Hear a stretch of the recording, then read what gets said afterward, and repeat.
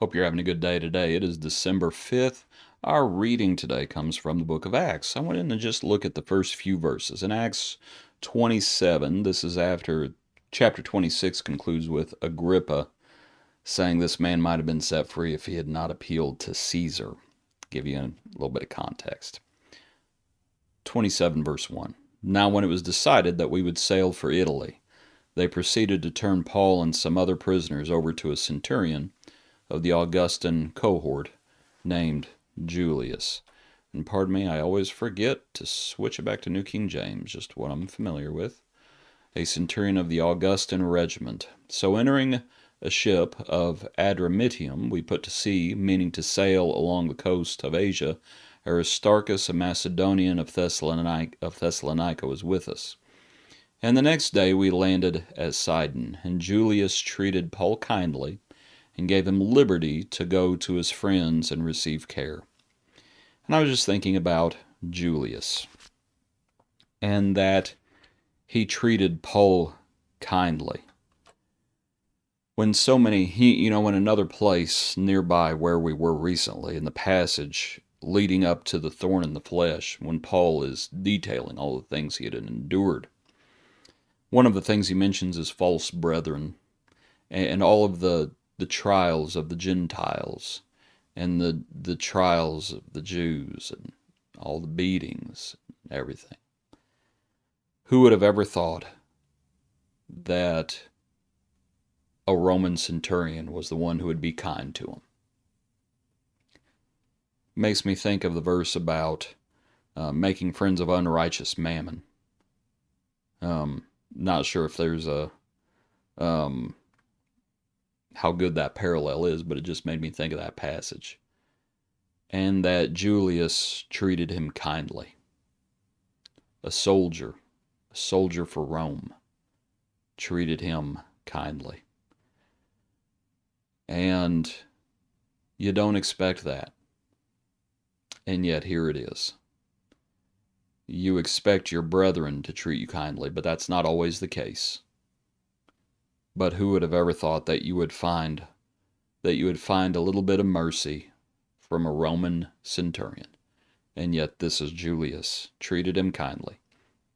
Now, back in our passage, he treats him kindly, and he gave him liberty to go to his friends and receive care.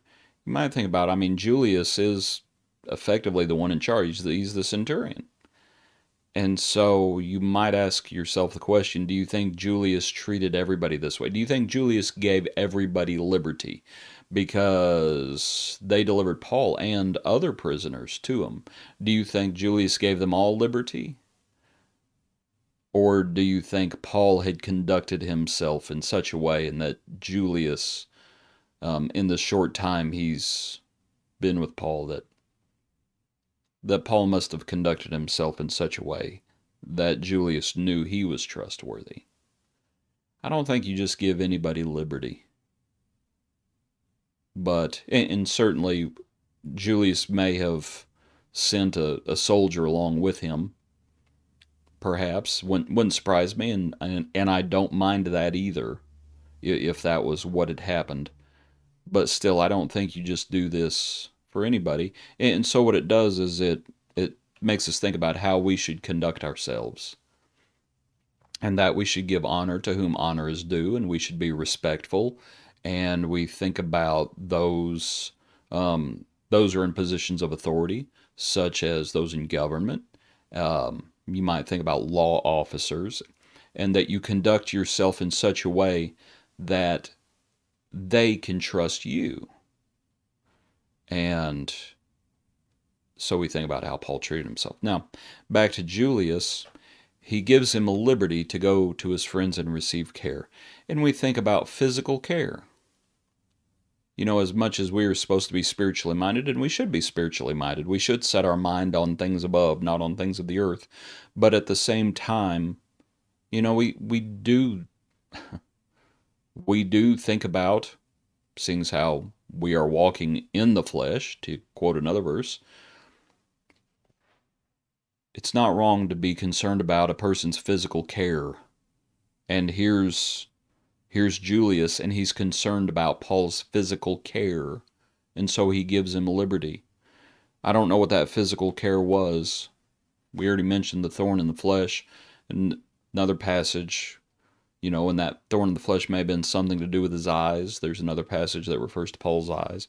It reminds me of in James when it talks about if your brother or sister is naked and destitute of daily food, and you say to them, "Depart and be warmed," but you don't give them the things needful for the body. I think sometimes it's, for example, in the context of the work of the church, that it's easy to say, well, what's the work of the church? Oh, well, it's just spiritual. It's just edification and evangelism. There's benevolence in there too, and benevolence pertains to physical needs. And that's for a whole nother discussion, but my point is just, I appreciate Julius because he was worried about Paul's physical care. And so he gives him liberty to go to his friends and receive that care. You might think about it, keeps saying us here. So that means it looks like Luke was there with them, and perhaps there was more, perhaps Paul needed something that even Luke couldn't provide, or whatever the case. Maybe he needed to go get supplies, or I don't know. Not sure. But Julius is concerned about his physical care. Come down to verse 30. As you have the shipwreck happening, hope you're familiar with the chapter. It's a good one. As the sailors were seeking, and I just want to follow the centurion. As the sailors were seeking to escape from the ship when they had let down the skiff into the sea under pretense of putting out anchors from the prow, Paul said to the centurion and the others, "Unless these men stay in the ship, you cannot be saved." And then the soldiers cut away the ropes, and the skiff let it fall off. Paul said to the centurion and the soldiers. Now here's my question. Verse 32. Do you think the soldiers would have done that in verse 32 unless something happened in between verse 31 and 32? And my point is, Paul said to the centurion and the soldiers, and then verse 32, the soldiers cut away. I would suggest Julius had to have given the order, cut him away. I don't think those soldiers would have done that without Julius's say so. And here Julius is, and he's listening to Paul. Verse 33, as day was about to dawn, Paul implored them all to take food, saying, "Today is the 14th day. You have waited and continued without food and eaten nothing. Therefore I urge you to take nourishment, for this is for your survival, since not a hair will fall from the head of any of you." When he'd said these things, he took bread and he gave thanks to God in the presence of them all. And when he'd broken it, he began to eat. Take bread. A kind man. It's interesting to read the account and to just think about, here these prisoners are, these soldiers, Julius, master of the boat, helmsman, Paul. Verse 36, then they were all encouraged. Well, who would be included in that? All of them. And they also took food themselves. But it begins with, Julius gave him liberty, showed him kindness, and then as they sailed on, the shipwreck happens. But they're all safe and sound. Some come on boards, others are going to swim for it, but they all survive. They all survive because they listened to Paul. Because the Lord saved them. Because the Lord saved them. But makes you appreciate Julius, especially there at the beginning and all through it, but just as we've thought about at the beginning. Giving him liberty, showing him kindness. Go to your friends. Go to your friends. Let them take care of you and come back. And Paul came back. Appreciate you. Hope you have a good day. Hope you join us for our next brief look into God's Word.